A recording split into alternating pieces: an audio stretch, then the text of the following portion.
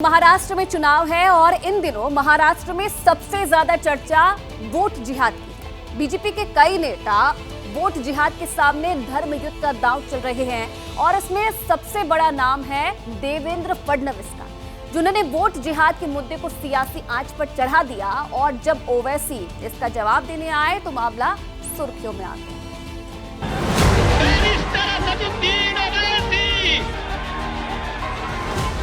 लोगों को वोटिंग के लिए बाध्य किया गया और कहा बस एक ही चीज करनी है, मोदी जी को हराना है, ये कहकर एक वोट जिहाद किया गया। अब कह रहे हैं वोट जिहाद होगा। अरे देवेंद्र, तू अयोध्या की सीट तेरी पार्टी हार गई, कौन सा तेरा जिहाद था वहां पे बोल।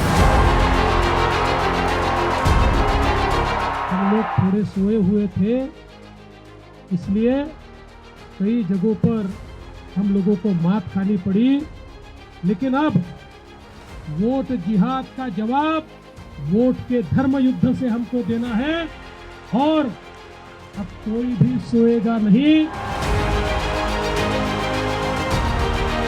वो क्या बोले, ये वोट जिहाद, धर्म युद्ध।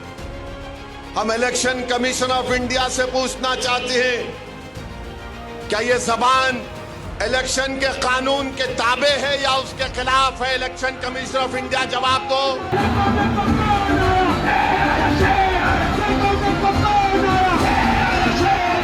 देवेंद्र फडणवीस ने पीएम मोदी के साथ एक रैली साझा की, जिसमें उन्होंने वोट जिहाद को लेकर विपक्षी दलों को ललकारा और पीएम की मौजूदगी में ही कह दिया कि वोट जिहाद के खिलाफ धर्म युद्ध करने का वक्त आ गया है। अरे अण्णा, आता आपली ताकद दाखवून द्या।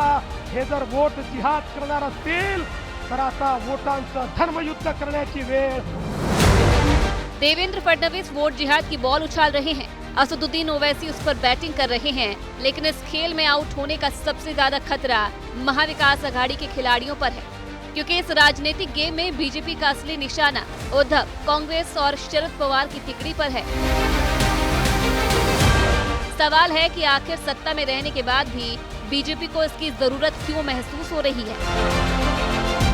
इस सवाल का जवाब मराठा वोट बैंक में छिपा है।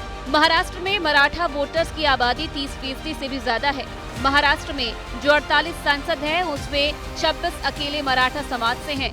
राज्य की जो 288 विधानसभा सीटें हैं, इसमें करीब 175 सीट वो है जहां मराठा समाज का मजबूत प्रभाव है। राम मंदिर का मुद्दा तो रहा हो या फिर धारा 370 और तमाम तरह के जिहाद, बीजेपी ने हिंदुत्व के पिच पर मराठों को रिझाने की हमेशा कोशिश की है।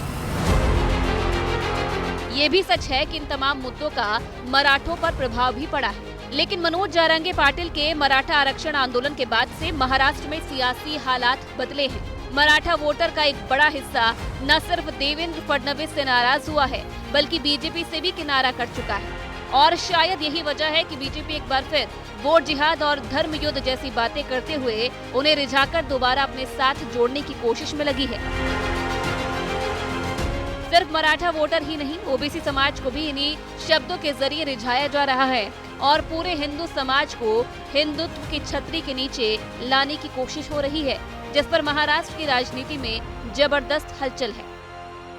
जो आह्वान कर रहे हैं वोट जिहाद का महाराष्ट्र में, उनको समझना होगा कि महाराष्ट्र की जनता विकास के ठोस मुद्दों पर न सिर्फ चर्चा चाहती है, बल्कि चाहती है कि विकास के ठोस मुद्दों पर ही काम हो। हर चुनाव के अंदर भारतीय जनता पार्टी अलग अलग जिहाद के शब्द करती है और अपने जो गैर राजनीतिक सहयोगी हैं, जिसमें अलग अलग एजेंसीज हैं, ईडी जैसी, उनका इस्तेमाल करती आई है। झारखंड में भी हुआ, इसके पुराने चुनावों में भी हुआ।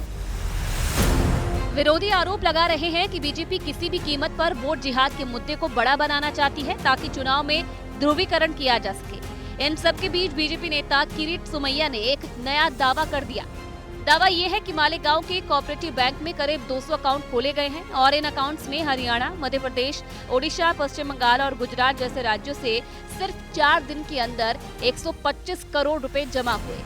दावा है कि सिराज अहमद और मोइन खान नाम के शख्स ने इन 125 करोड़ रुपए को 35 से 37 अलग अलग अकाउंट्स में भेजा। दावे के मुताबिक यही पैसा महाराष्ट्र के अलग अलग गाँव में पहुँचा, जिसका इस्तेमाल वोट जिहाद के तहत चुनाव में किया जाएगा। फर्जी दस्तावेजों के जरिए बैंक खाते खोलने और करोड़ों रुपए के लेन देन के कथित मामले में ईडी लगातार छापेमारी कर रही है। पुलिस ने सिराज और दीपक नाम के 2 आरोपियों को गिरफ्तार भी किया है। किरीट सोमैया फिर से सामने आए, कुछ लड़कों की तस्वीर जारी की जो उन्हें एक चिट्ठी देते हुए नजर आ रहे हैं। दावा है कि जिन लोगों के नाम पर फर्जी अकाउंट बनाए गए हैं वो सभी हिंदू हैं और ऐसा इस वजह से किया गया ताकि किसी को शक न हो। सिराज हुसैन ने जो नाम 12 अकाउंट खोले ना, वो सब हिंदू लड़के हैं। और ये जो 12 खाते में भारत के 172 बैंकों से 200 करोड़ रुपया है, तो इसको छोटा छोटा आश्वासन, नौकरी दिलाना है, 5-25 हजार रुपया कैश देने का।